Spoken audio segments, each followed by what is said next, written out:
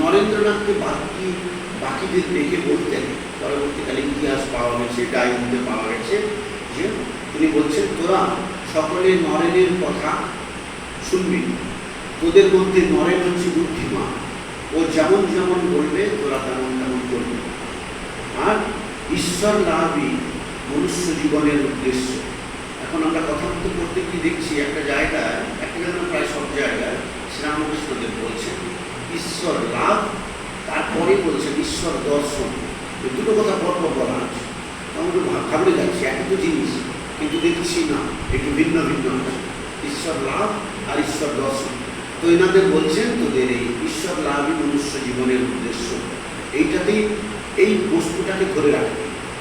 আর নরেন্দ্রনাথকে আলাদাভাবে ডেকে বলছেন, দেখ তুই এই সবগুলোর ভেতরে তুই বুদ্ধিমান, বিচক্ষণ, তো তোর দায়িত্ব এই সবগুলোকে তোর হাতে দিয়ে গেলাম, ভালোবেসে সকলকে বেঁধে রাখবে।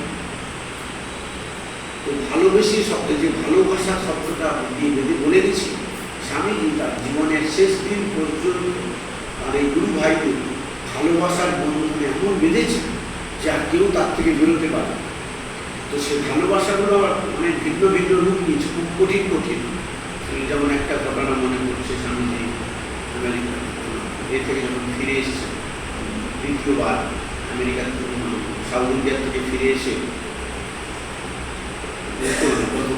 প্রথমবারে আমেরিকা থেকে ফিরে যখন মাদ্রাজ এলেন, মাদ্রাজ থেকে যখন কলকাতায় এলেন, তখন ওখানে মাদ্রাজের শিষ্যরা তাকে ছাড়তে চায়, তাকে আটকে দিয়েছে, বলে আপনাকেই থাকতে হবে।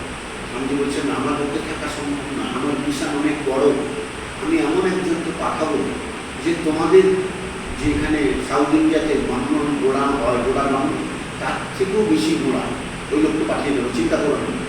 তো এসে এখন ভালোবাসার পরীক্ষা নিচ্ছে, কীভাবে না, শশী মহারাজ তখন ঠাকুর মানে স্বামী রামকৃষ্ণানন্দ ছিল, রামকৃষ্ণানন্দজি ঠাকুরের পুজো করতেন।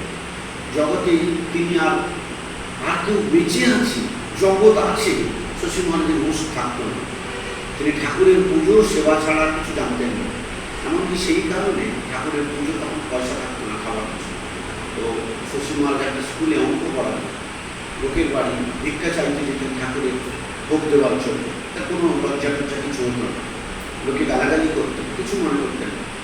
তো তিনি ঠাকুরের পুজো করতেন।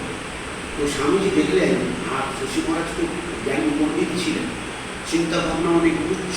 পরবর্তীকালে তার লেকচারগুলো যখন আমেরিকায় পাওয়া যায় তখন বোঝা গেছে। যাই হোক, তো স্বামীজি চিনতে পেরে গেছিলেন শশী মহারাজ।